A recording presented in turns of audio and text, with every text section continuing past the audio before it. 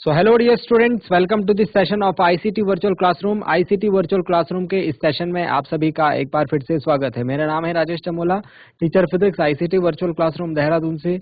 और इस सेशन में हम लोग बात करने वाले हैं क्लास 12 की फिजिक्स के ऊपर, यानी कि कक्षा 12 भौतिकी विज्ञान के सब्जेक्ट के ऊपर। आई होप आप सबके सब फिट फाइन हेल्थी होंगे और बिल्कुल रेडी होंगे क्लास के लिए। चलिए अपनी पोजीशंस ले लीजिए। आज की क्लास में हम लोग कुछ इंपॉर्टेंट टॉपिक्स के ऊपर बात करेंगे, कुछ क्वेश्चन आंसर्स के ऊपर बात करेंगे, ठीक है। और इंपॉर्टेंट क्वेश्चन आंसर्स हैं, ठीक है। प्रैक्टिस आपको इनकी करनी है ताकि आपको एग्जाम में अगर ये क्वेश्चंस मिले तो आप इसको इजीली सॉल्व कर पाएं। चलिए चलते हैं स्मार्ट बोर्ड की स्क्रीन की तरफ और देखते हैं आज के टॉपिक से रिलेटेड कुछ इंपॉर्टेंट एंड इंटरेस्टिंग बातों को। तो चलिए डियर स्टूडेंट्स, कुछ क्वेश्चंस हम लोग लेते हैं बेसिक एडवांस लेवल पे, कुछ क्वेश्चंस हम लोग यहाँ पर लेते हैं। चलिए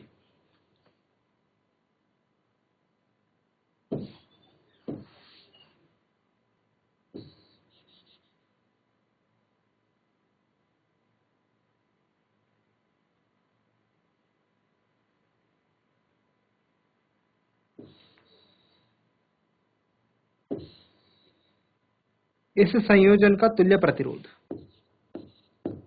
इस संयोजन का तुल्य प्रतिरोध आपको ज्ञात करना है ए और बी बिंदुओं के बीच में। ए और बी बिंदु के बीच में 3 प्रतिरोधक लगे हैं, प्रत्येक का प्रतिरोध जो है वो R है, ठीक है। चलिए फाइंड आउट कीजिए यहां पर तुल्य प्रतिरोधकता।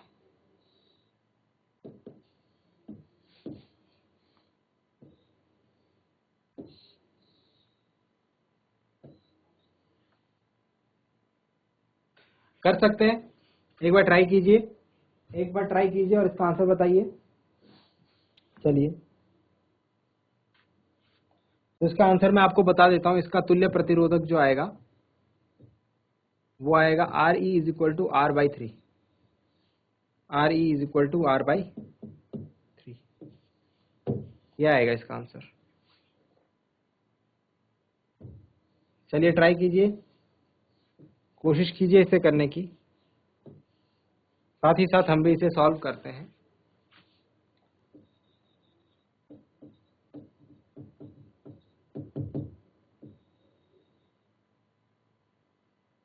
इसका सॉल्यूशन कुछ इस प्रकार से होगा, जैसे कि मैंने आपको बताया था। अगर आप ऐसे देखें कि तीनों के तीनों प्रतिरोधक जो श्रेणी क्रम में लगे हैं और उन्हें आप श्रेणी क्रम में तुल्य प्रतिरोध R+R+R निकाल करके करेंगे, 3R आएगा, जो कि गलत होगा, जो कि क्या होगा, गलत होगा। अगर ये जो 2 वायर्स हैं, यहाँ पर ये वायर आपको दिख रही है, एक वायर ये और एक वायर ये, अगर ये नहीं होती तो हमारा आंसर 3R ठीक होता। पर इन दोनों तारों की वजह से हमें थोड़ा सा इसमें सोचना पड़ेगा। मैंने आपको क्या ट्रिक बताई थी इस क्वेश्चन के लिए? इस क्वेश्चन के लिए आपको एक ट्रिक ये बताई गई थी कि जो ए पॉइंट है, ये हर पॉइंट का नाम आपको देना है इसमें। ये पॉइंट, ये पॉइंट, ये पॉइंट और ये पॉइंट, हर पॉइंट का पहले आपको नाम देना है इसमें। अब नाम कैसे देंगे? देखो ये पॉइंट सीधे ए से जुड़ा हुआ है तो ये ए पॉइंट हो गया, ठीक है। और उसके बाद ये पॉइंट सीधा सीधा ए से जुड़ा हुआ है तो ये पॉइंट भी ए हो गया। सीधा सीधा जुड़ा होना चाहिए, बीच में कोई प्रतिरोधक। मतलब अगर आप ये ए और इसको भी ए नाम दे रहे हो तो वो गलत है, ऐसा नहीं होगा। क्यों? क्योंकि बीच में क्या आ रहा है, प्रतिरोधक आ रहा है, तो सीधा सीधा जुड़ा हुआ होना चाहिए, ठीक है।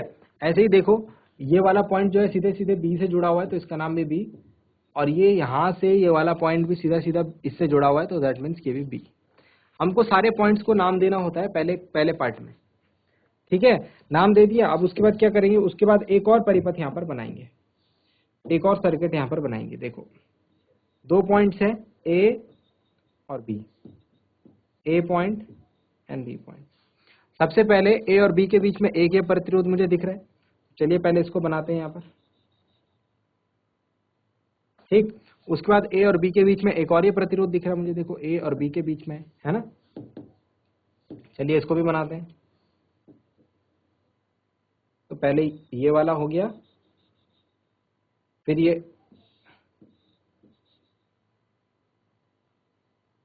दूसरा वाला हो गया, और फिर देखो ए और बी के बीच में फिर से एक और है, तो ये हो गया तीसरा वाला,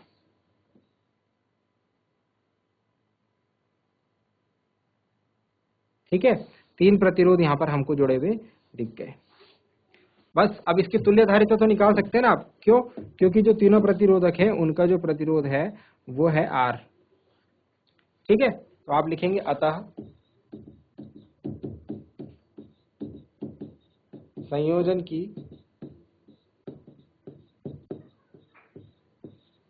तुल्य धारिता equivalent resistance of combination R E will be equal to, समांतर क्रम में है ना, कैसे क्रम में है, समांतर क्रम में। तो समांतर क्रम के लिए क्या हो जाता है हमारे पास, 1/RE is equal to 1/R1 plus 1/R2 plus 1/R3। तीनों प्रतिरोधकों का तुल्य प्रतिरोध, तीनों प्रतिरोधकों के जो प्रतिरोधक है वो आर आर है ना, तो R1 R2 R3 की जगह आर आ जाएगा, है ना। तो ये हो गया 3/R। यहाँ से हमको RE की वैल्यू मिल जाएगी, RE विल बी R/3। तो ये रहा हमारा आंसर नंबर फर्स्ट, ये रहा इस क्वेश्चन का आंसर। ठीक है, आई होप समझ में आया होगा। इस तरीके से आपको क्वेश्चन ये देखने हैं। ठीक है, अगर आप सीरीज में इनको लगाते तो आंसर हमारा जो है वो गलत आ रहा था। समझ में आ गया। एक और क्वेश्चन करेंगे, चलिए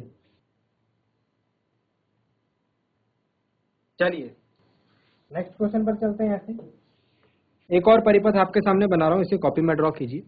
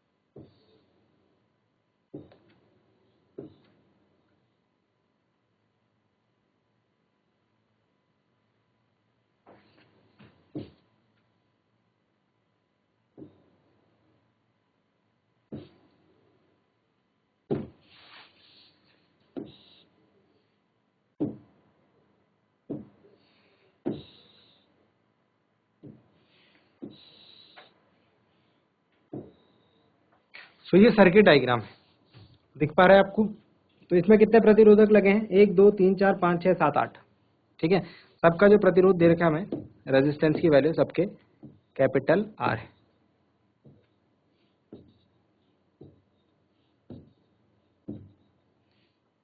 ठीक है, ये वैल्यूज हमें दे रखी है। हमें पूछा हुआ है ए और बी के बीच में तुल्य प्रतिरोध। तो ए इधर है, ए इसके बीच में तुल्य प्रतिरोध। अब क्या करेंगे, इसमें श्रेणी क्रम समांतर क्रम तो लगा नहीं सकते, है ना। सबसे पहले क्या करेंगे, जो कॉमन पॉइंट्स है उनके नाम हमको देने हैं। ठीक है, कॉमन पॉइंट्स है उनके नाम हमको देने हैं। चलिए देते हैं नाम। यहाँ पर एक चीज आपको और ध्यान देनी है, थोड़ा सा ये गड़बड़ हो गई है। ये जो दोनों तारे हैं ना, ये आपस में मिली भी नहीं है, ये ऐसे ऊपर से बाईपास हो रही है। ठीक है, ऐसा साइन बनाने का मतलब दोनों तारे जो है अलग अलग हैं, एक दूसरे से जुड़ी हुई नहीं है। अगर जुड़ जाएंगे तो ये क्वेश्चन जो है फिर दूसरे तरीके से होगा, इस तरीके से नहीं हो पाएगा। चलिए इसका सॉल्यूशन लिखते हैं।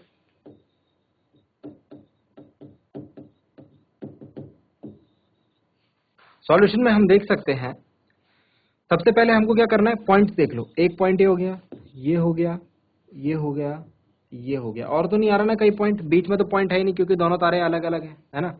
अगर कटती तो बीच में पॉइंट बनता। चलो, तो ये पॉइंट जो है सीधा सीधा ए से मिला हुआ है, तो ये ए हो गया। ये पॉइंट भी सीधा सीधा ए से मिला हुआ है, तो ये भी ए हो गया। ऐसे ये वाला पॉइंट बी है, तो ये सीधा सीधा बी हो जाएगा। ठीक है, और ये वाला बी से मिला हुआ है, तो ये भी बी हो जाएगा, है ना। तो ए बी दो पॉइंट हो गए। तो दो पॉइंट ए और बी के बीच में ही ये सारे प्रतिरोध मुझे लगे हुए दिख रहे हैं। चलिए अब ड्रॉ करते हैं इसका इक्विवेलेंट रेजिस्टेंस वाला डायग्राम। तो इधर ए बना लो और इधर बी बना लो। सबसे पहले देखो, ये वाले जो दो प्रतिरोध हैं, 1 2, ये दोनों किसके बीच में लगे हैं, ए और बी के बीच में, है ना। तो पहले इन दोनों को बना लो।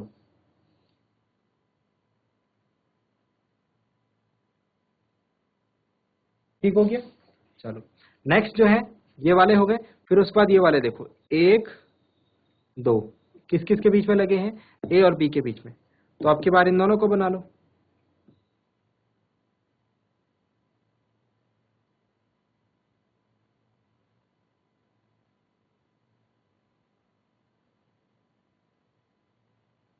ठीक है, उसके बाद ये दो हो गए। फिर देखो ये वाला और ये वाला प्रतिरोध भी किस किस के बीच में लगा है भाई? ए और बी के बीच में। तो दो प्रतिरोध फिर से ए और बी के बीच में आ जाएंगे। इनको ऐसे बना लो।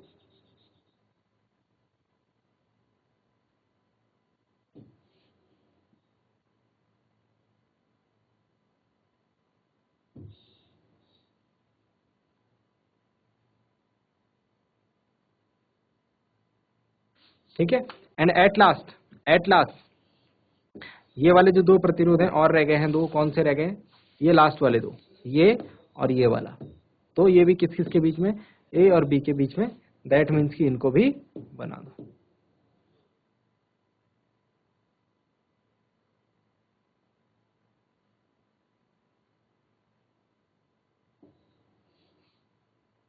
ठीक है, तो ये हो गए हमारे पास चार प्रतिरोध इस प्रकार से। समझ में आया? तो ये था इसका फिगर।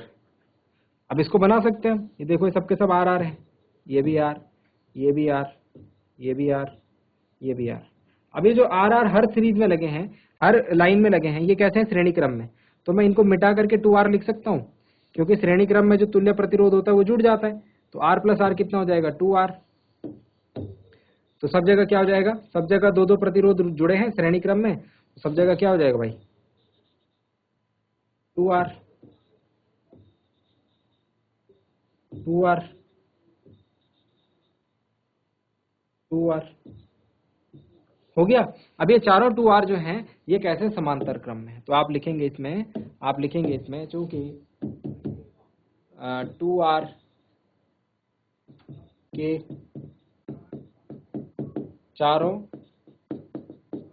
प्रतिरोधक, 2R प्रतिरोध के चारों प्रतिरोधक समांतर क्रम में जुड़े हैं, इसीलिए ए व बी के बीच तुल्य प्रतिरोध।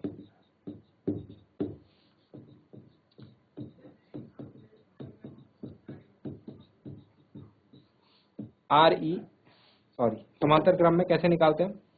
समांतर क्रम में 1/RE is equal to 1/2R plus 1/2R plus 1/2R plus 1/2R। 1/RE is equal to क्या आ जाएगा भाई? 4/2R। तो RE इज इक्वल टू क्या आ जाएगा? देखो 2 दूनी 4, 2 एकम 2, R/2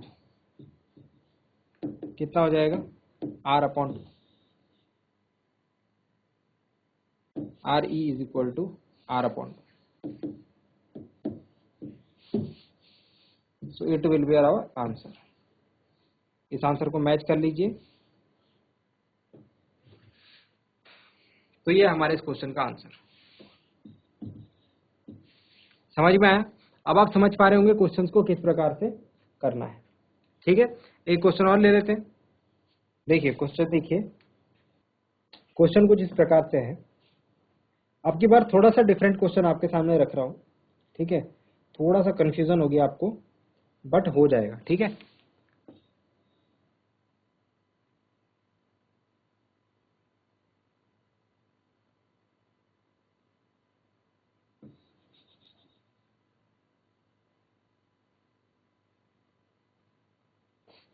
ठीक है। देन उसके बाद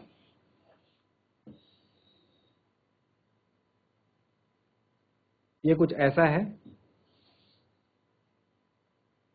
ये यहीं पर खत्म है। ठीक है, ये ए बिंदु है और यहां पर ये बी पॉइंट है। ए और बी के बीच में हमको क्या करना है भाई? इक्विवेलेंट रेजिस्टेंस फाइंड आउट करना है। थोड़ा सा दिमाग लगाने का खेल। सारे प्रतिरोधों की प्रतिरोधकता जो है कैपिटल आर है। ये भी क्वेश्चन में गिवन है। चलिए कुछ करने की कोशिश करें इसमें। सोच सकते हैं कुछ? चलो पहले हम अपना वही काम करते हैं जो हम करते हुए आ रहे हैं। पहले से पॉइंट्स ढूंढे। एक पॉइंट ये है, एक पॉइंट ये है। Let me show you. एक पॉइंट ये रहा, एक पॉइंट ये रहा, एक पॉइंट ये रहा, 3 ही पॉइंट है, बीच में भी एक पॉइंट है, 4 पॉइंट है। पहले हमको चारों पॉइंट को क्या करना पड़ेगा, नाम देना पड़ेगा कुछ ना कुछ, है ना। चारों पॉइंट को कुछ ना कुछ नाम देना पड़ेगा। तो देखो, देखिए जरा, ये वाले जो तीनों पॉइंट है, देखो बी से कौन कौन सा, ये भी कनेक्टेड है, ये भी सीधा सीधा कनेक्टेड है, ये भी सीधा सीधा कनेक्टेड है। तो ये तीनों क्या हो जाएंगे भाई, बी हो जाएंगे। ये भी बी हो जाएगा, ये भी बी हो जाएगा, ये भी बी हो जाएगा, है ना। बट ये जो बीच वाला है, ये ना तो बी से डायरेक्टली कनेक्टेड है ना ए से डायरेक्टली कनेक्टेड है। तो इसको हम ए बी नाम नहीं देख सकते, इसको हम कुछ नया नाम देंगे, एक्स या सी नाम दे दो इसे, ठीक है। अब हमारे पास 3 पॉइंट हो गए। इसका इक्विवेलेंट रेजिस्टेंस का फिगर देखना, बाकी काम सारा हो जाएगा, बाकी नहीं है दिक्कत कुछ भी। देखो कैसा बनेगा, देखना जरा ध्यान से। 3 पॉइंट्स है ए, ठीक है, उसके बाद बी, और ए और बी के बीच में कहीं ना कहीं हमको एक्स भी देखने को मिल रहा है, ठीक है। इस तरीके से 3 पॉइंट हमारे पास है, ठीक है। चलिए अब इसका इक्विवेलेंट फिगर बनाते हैं। सबसे पहले देखो, ये वाला जो प्रतिरोधक है एक्स और बी के बीच में, ये वाला देखो एक्स और बी के बीच में, ये वाला देखो एक्स और बी के बीच में। एक्स और बी के बीच में 3 प्रतिरोधक जुड़े हैं, ठीक है। तो इनको सबसे पहले एक्स और बी के बीच में ऐड कर देते हैं। एक्स और बी के बीच में 1, एक्स और बी के बीच में 2, सॉरी, एक्स और बी के बीच में तीसरा। इनको कनेक्ट कर दो एक्स और बी के बीच में, ठीक है। एक्स और बी के बीच में ये 3 प्रतिरोधक हमारे पास आ गए।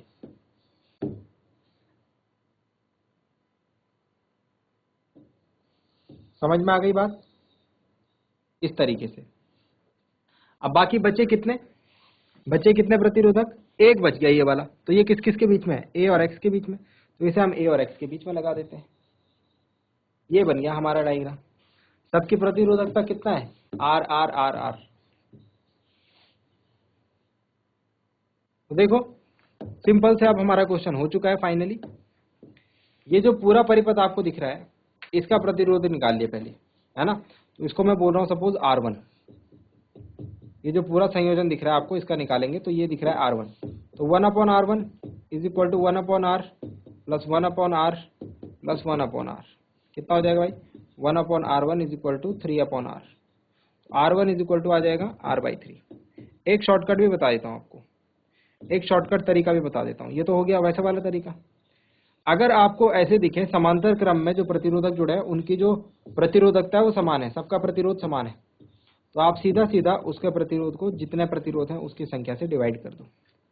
समांतर क्रम के लिए दोबारा से सुनना, अगर आर आर आर प्रतिरोध के समान प्रतिरोधकता के प्रतिरोध समांतर क्रम में जुड़े हैं, तो जो तुल्य प्रतिरोध होगा उस केस में वो उन प्रतिरोधों की किसी एक प्रतिरोधक की प्रतिरोधकता डिवाइडेड बाय नंबर ऑफ प्रतिरोध जितने लगे हैं। समझ में आ गया, divided by number of resistance जितने भी लगे हैं, ठीक है। तो पहले ये वाला साइड हटा देता हूं मैं, अभी मैं आपको दिखा देता हूं कि मैंने क्या निकाला है, ठीक है।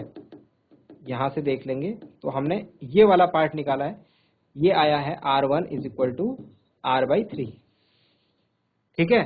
अब ये जो है R है इसके साथ, तो मैं इसको हटा करके ना, अब ये एक और परिपथ आप बनाइए। जितने परिपथ बनाएंगे उतना आपको समझ में आएगा। अब यहाँ पर जो है ये X था और ये B था, इसके बीच में मैंने जो 3 प्रतिरोध लगे थे उनका तुल्य प्रतिरोध निकाल लिया है और वो आ रहा है R/3। तो अब यहाँ पर R/3 लगा है मतलब, और यहाँ पर R लगा है। ये दोनों कैसे हैं, श्रेणी क्रम में। ये दोनों कैसे हैं, श्रेणी क्रम में। तो आप बोलेंगे अतः जो तुल्य प्रतिरोध होगा, तुल्य प्रतिरोध मतलब equivalent resistance RE will be equal to R plus R/3। RE will be equal to 3R plus R, that is 4R/3। ये आएगा हमारा आंसर। समझ में आ रही है बात, इस तरीके से आपको क्वेश्चंस करने हैं। आई होप आपको आइडिया हो गया होगा, ठीक है। और आप इसे अब करने की कोशिश जो है खुद से करेंगे भी, ठीक हो गया। तो ये हमारा आंसर है। तो मैं उम्मीद करता हूं आपको जो बातें बताई गई हैं वो समझ में आई होंगी, आपको अच्छा लगा होगा, कुछ नया सीखने को जरूर मिला होगा। घर से इन चीजों को एक बार रिवाइज करें। अगली क्लास में मिलते हैं एक नए और इंटरेस्टिंग टॉपिक के साथ। क्लास से जुड़ने के लिए आप सभी का बहुत बहुत धन्यवाद। Thank you very much and have a nice day.